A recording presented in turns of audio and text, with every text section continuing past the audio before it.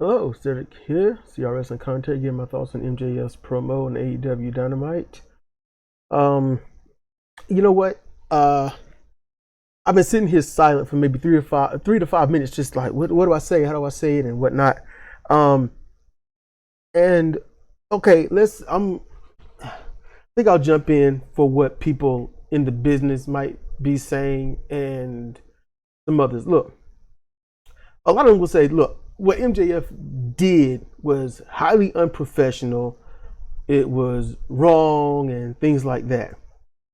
Um, I can honestly say, I mean, on a PR, public relations office, what they would, I mean, remember, PR office, that's to protect the business, not the employees. Okay? So while in general it's unprofessional, it's also what whistleblowers do in the military and in government situations, or any office type police or any construction business. Whistleblowers usually, the idea, just like, and I truly do believe this is what MJF did.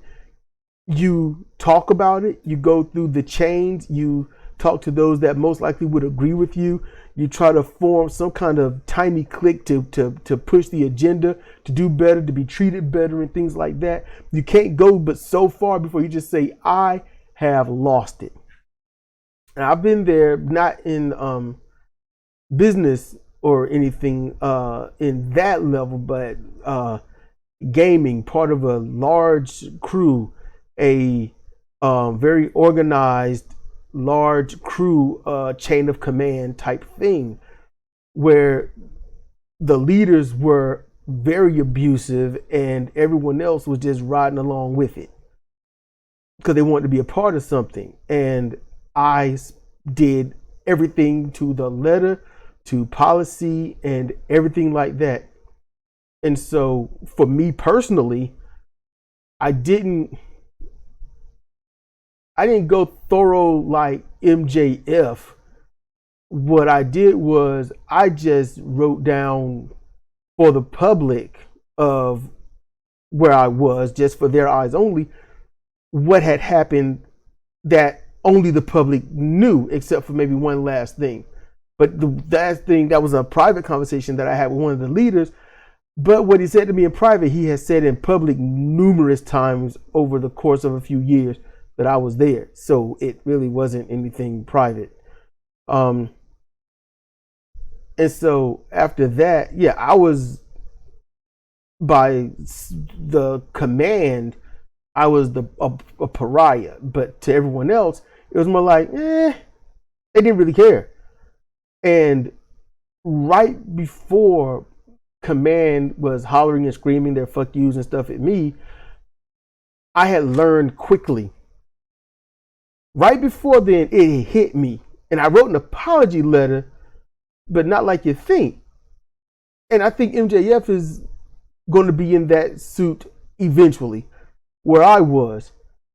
It's not that command was doing anything wrong. It's that everyone else didn't fight back to the things that they were doing that they felt were wrong. They just accepted it, they took it, and they went with it.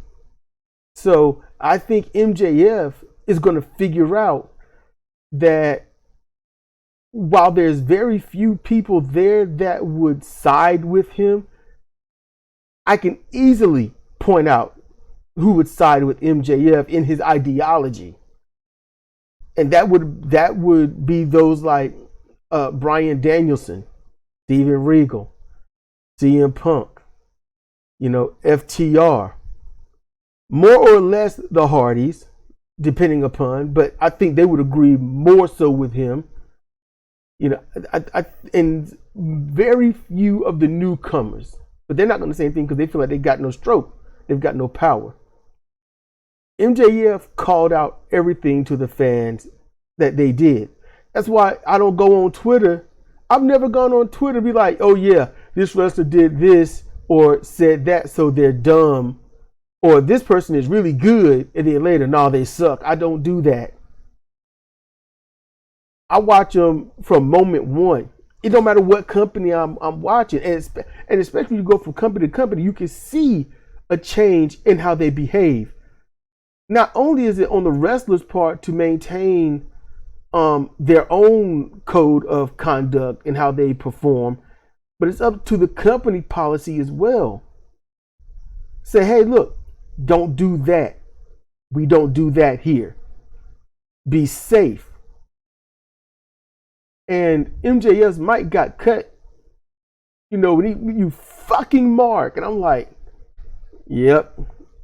He was trying to get fired. Tony Khan doesn't want to fire him. I think he would, but he doesn't want to, so he cut his mic. Then they cut the air, and then when they come back, you can see Jim Ross his hackles are up. Not in a negative way, but he's trying to steer it as best as he can, as if that didn't happen. It's almost akin to when Hogan got caught with his crap and his, caught on camera racist remarks. That when I don't know who it was, but when it came to Hogan slamming Andre, Hogan was erased, so Andre just kind of levitated and slammed himself. Erasing Hogan from history and stuff like that. Showing Saturday night's main event, Hogan ripping his shirt off, but it was just his clothes, and he wasn't there. So it was his hair and his clothes, and his shirt was tearing itself. It's stuff like that. But Jim Ross and them, they didn't want to go back to it. They didn't want to talk about it. And I think that was very unprofessional as well. You don't sweep it under the bus. You don't act like it don't happen.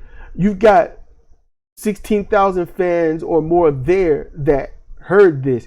You've got probably, honestly, 960,000 people at home that heard this. And now you're trying to tell them that it never happened. I think that's unprofessional. You address it. You like what MJF had words, some very colorful words. We're going to let him and the office take that up.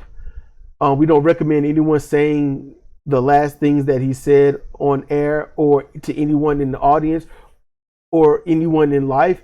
So we need to go on, and we're going to highlight what happened at the end of the 6-man tag team match, and then we got matches to go on. You do that. You don't just act like it never happened. And MJF called the fans marks, and he called them out for what they do and how they do. Yeah, no one cares what people really say on Twitter. Fans only look. In general, fans listen to all the wrestlers' podcasts and stuff because they want to hear behind the scenes stuff.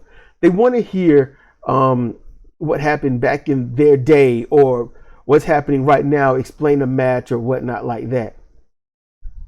And truth be told, if these wrestlers weren't wrestlers on TV to be famous in that regard, nobody'd be watching them.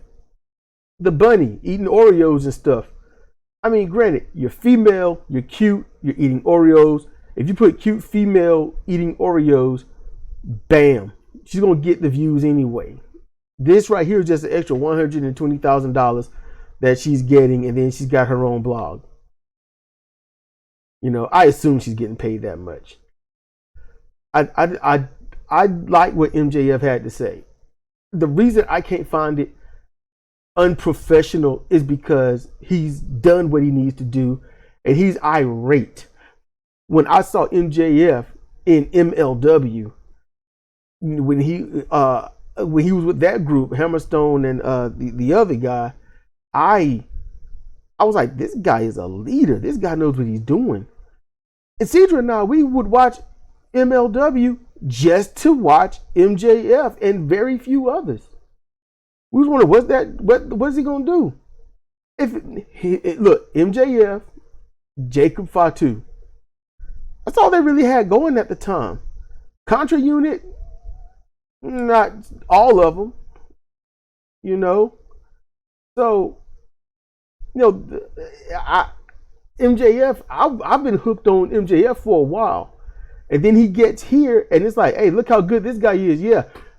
lets WWE him and water him down into nothing and have him sing and do these little silly things and stuff like that.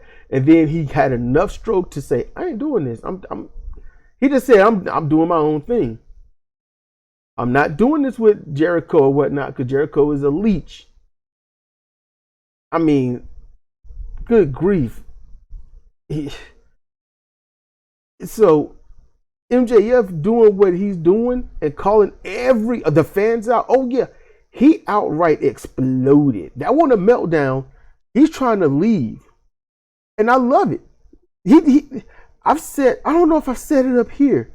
I've said it to Cedra numerous times. I'm like, you know how many people come from WWE and get paid all these gobs of money, and this dude here probably getting paid the same crap he got when he first got there. They didn't know how valuable he is and or would be. When I first heard MJF not heard, but read on Twitter when he was like, I listened to the people who came before me. I take their advice and whatnot. Everyone else, they don't listen to them, and they just play their games or read their books or go do other stuff. And then they rehearse their match. When I read that, I was like, that guy is a student of the game. He is a professional wrestler through and through. So the truth is, every time I saw something silly happen with MJF, I never blamed him. And then when you look at his track record in AEW, yeah, when he said, you know, what do you say, minute by minute, who has the highest ratings or something on the show? I mean, the second highest ratings. I thought he was going to name somebody else, and he said he has the highest ratings. Because I don't see anybody doing better than him. The way he conducts a storyline, the way he yanks the audience in the direction that he wants them to go has been masterful, and I've been enjoying it. I mean, you know, Brian Pillman, Brian Pillman had his thing with Dark Side of the Ring, Brian Pillman Jr. And when that show aired, after that, the fans were amazingly high on Pillman Jr. MJF jumped in when that babyface heat started dying off.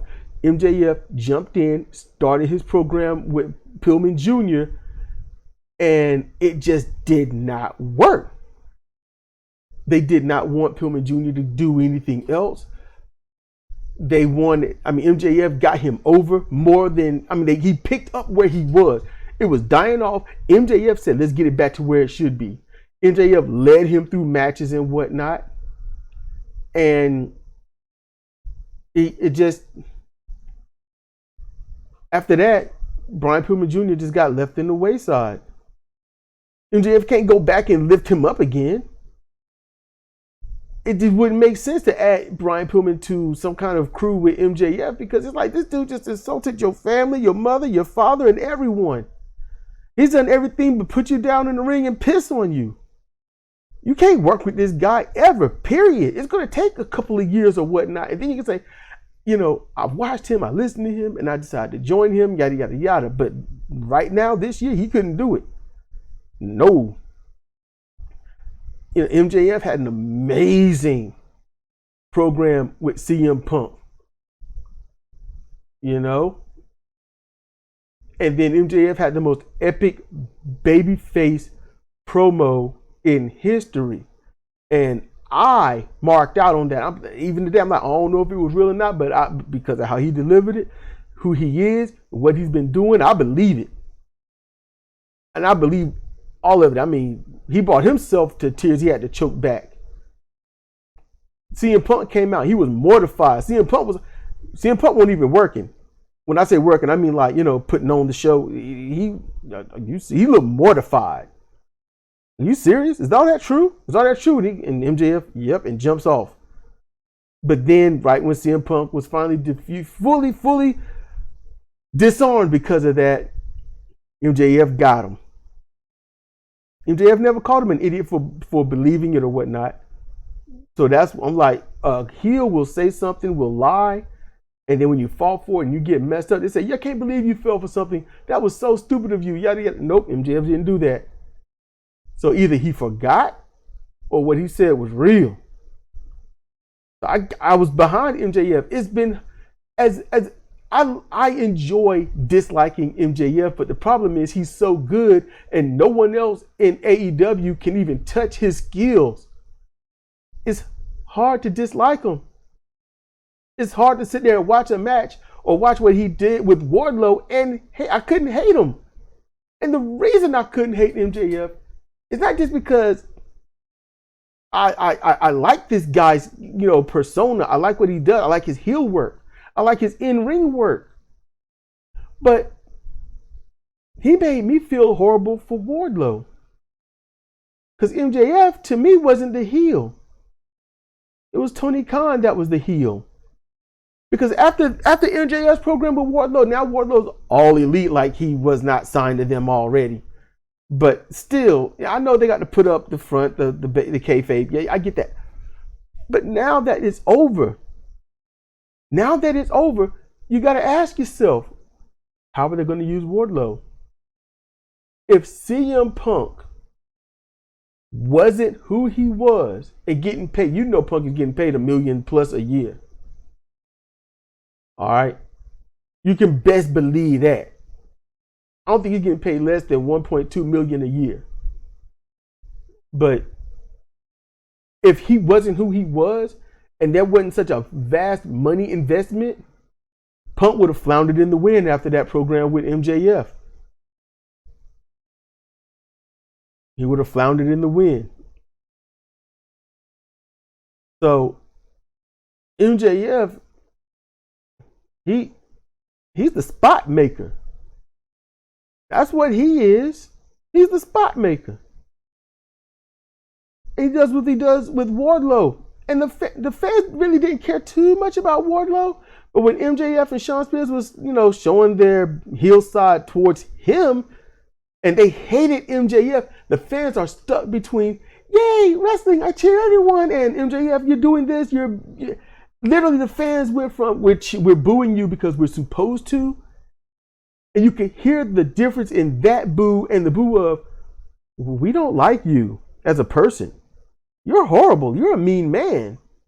Because MJF isn't going to go out there and be a heel and then get on Twitter or YouTube in his podcast or some crap and be like, hey, I'm a nice guy. Watch my toys. Watch my blogs. Watch my vlogs. He's not doing that. He's a student of the game. So after this, Wardlow, where does he go? What does he do? They don't know how to use him. They don't have anyone back there saying, okay, he's in this program. After MJF's program, Wardlow should be on a title hunt. After something like this, ride that high and put him on a title hunt. But they don't have any great heels or good heels that hold a title except Scorpio Sky. And they will flub that. They will flub that. MJF told Tony Khan that he shouldn't be where he is. He should assume the position and be out there behind the guardrail with the rest of the mark, because what he did there was explain exactly how Tony Khan books and exactly how he thinks. He exposed Tony Khan right then. He exposed everything about Tony Khan. Yes, he's got lots of money. He started another wrestling show, and it's great that these people got a place to work. That's amazing. It's a good thing. That is a very good thing, and I wish it to not go away, because people got to get money somehow. It's a capitalist society. United States is a capitalist country. It is about almost abusive capitalism making the money. So these people got a place to go that's going to pay them more than anybody else would.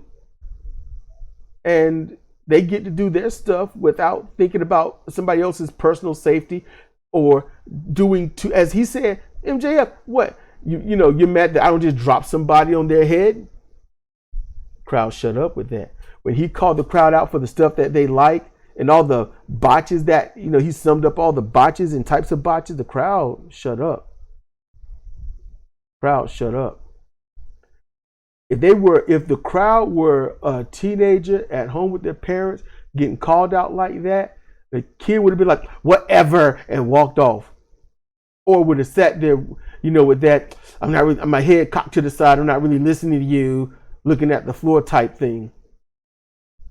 Looking all uncomfortable, like they're still a badass, but they're about to get smacked if they keep acting like a fool.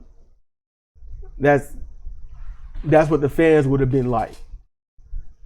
Just MJF, he was like, you're not, you're getting, me, you're getting the real me. And he showed up. And he told that crowd off.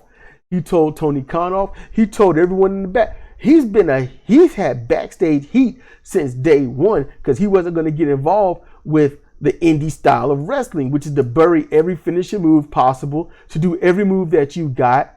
And then how does the match end? I don't know. Someone gets a hand grenade or a small package or a cheap cover after doing everything. MJF called it all out. I mean, this promo was just, I want to holler, yes! But honestly, my heart was breaking because for those that stuck around long enough to hear my heart was breaking because I want y'all to think about this. Imagine a massive plot of land and no one uses it.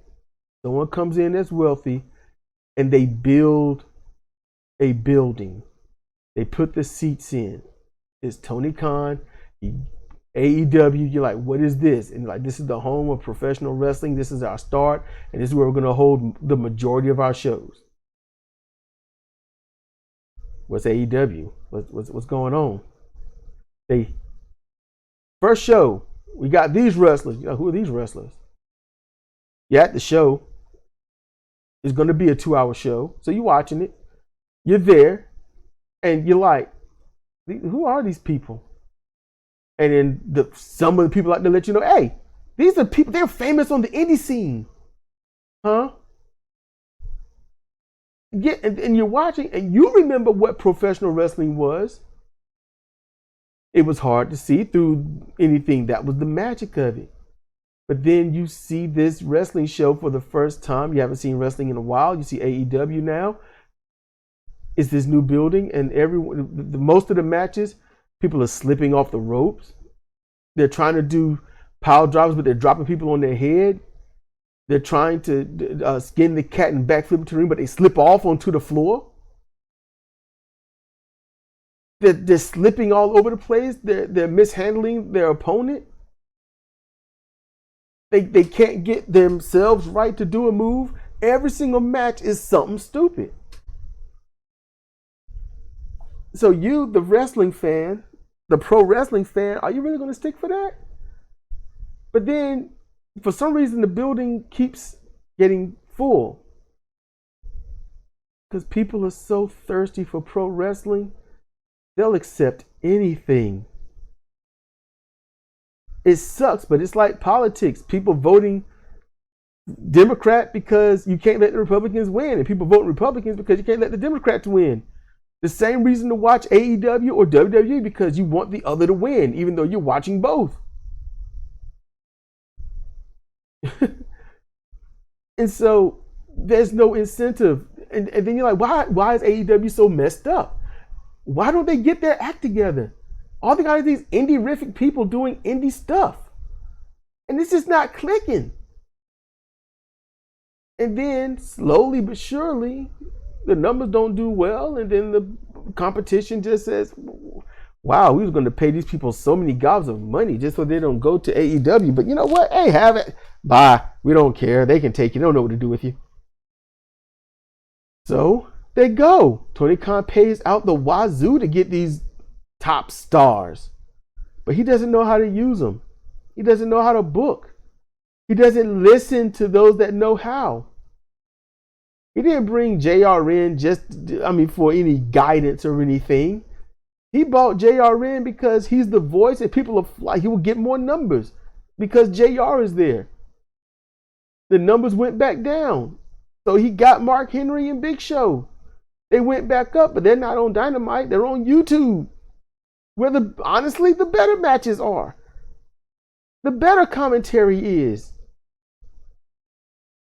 I'm keeping it real. The better matches, the better upcomers and whatnot, they're all on AEW Dark and Dark Elevation. That's the better place. MJF called all of this out. How these guys are unprofessional. They don't work well. They can't do anything but hurt each other. And that's what you like? AEW botches. I'm surprised he didn't bring them up, because if he did, that would have been a serious pop. Because Tony Khan and many others have been trying to shut down AEW botches, and Kenny Olivier, the secondary channel for that on Twitter, but trying to shut them down, but you can't.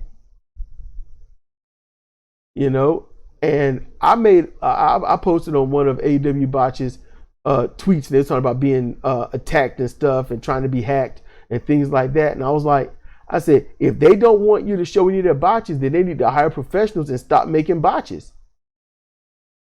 And then later I said, if they want to stop you, then they'll stop producing the things that you can show.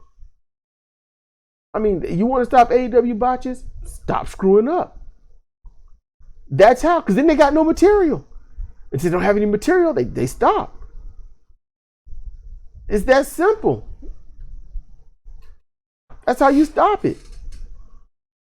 MJF, he wants to go. And truthfully, no, I don't even think he would go to WWE.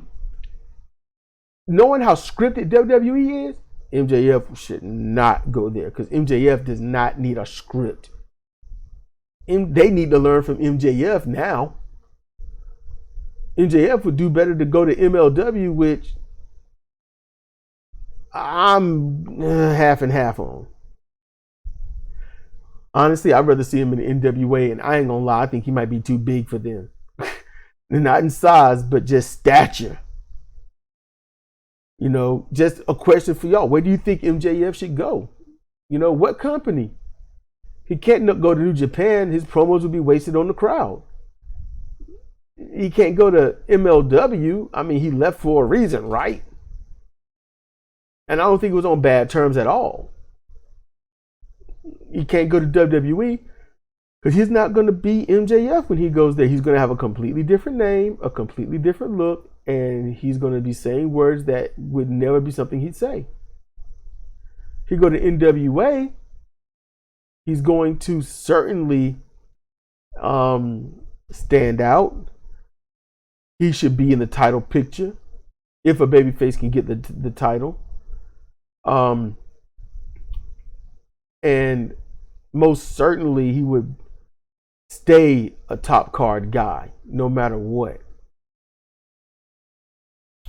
But outside of all that, he just might be blacklisted. So because after this display, every company be like, I don't know if I want that guy. He might just go out on stage and just start talking trash, yada, yada, yada. I do not want to ever hear about MJF being in GCW. That's when I would start losing respect for him. But, you got to get paid, right? I understand. So, I mean, I don't blame him for what he said. How long can you go before you explode, right? The other ways to handle it. He probably handled it every single way and some you haven't thought about. MJF's a professional. He's a professional. He's going to work with you best he can. He's going to do the best. How do I know? Because I've heard too many stories from various people about him that's worked with him in private. So he went through the proper channels, but those channels have deaf ears. Tony Khan is just booking his little soldiers and saying, yay, this is fun. But he's not thinking. He's not thinking. Personally, as I told Cedar this, honestly, I said this yesterday was the last time I said it, and I said it right after he got done with CM Punk. I was like, MJF should be the highest paid person in AEW. The second highest paid people should be FTR. That's how that should go. You know, Bryan Danielson, he's nerfing himself, and I don't think it's for the right reasons. But you know, that's a different thing. I'll say this: Punk, Danielson, Lee, Swerve,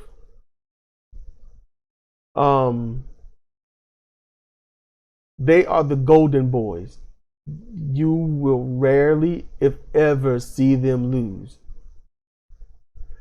Until this promo from MJF, I truly did think, and I was talking about this to Cedra, that Punk won this belt. You knew he was going to win it. I mean, you know, he's a golden boy. He's one of the golden boys. He's the Okada.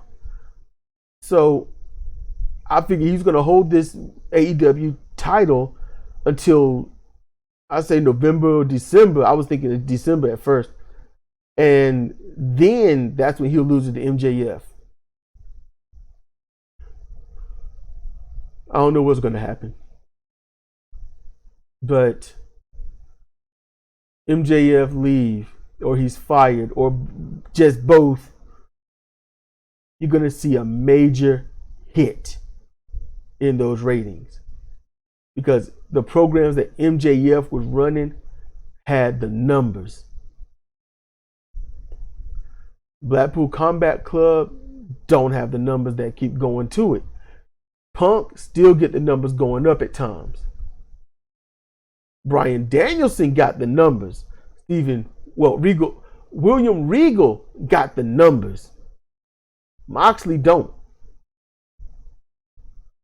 So when Regal gets on commentary, the numbers are up. When Punk is doing commentary or he's wrestling, the numbers are up. FTR, the numbers are up. MJF, the numbers are up.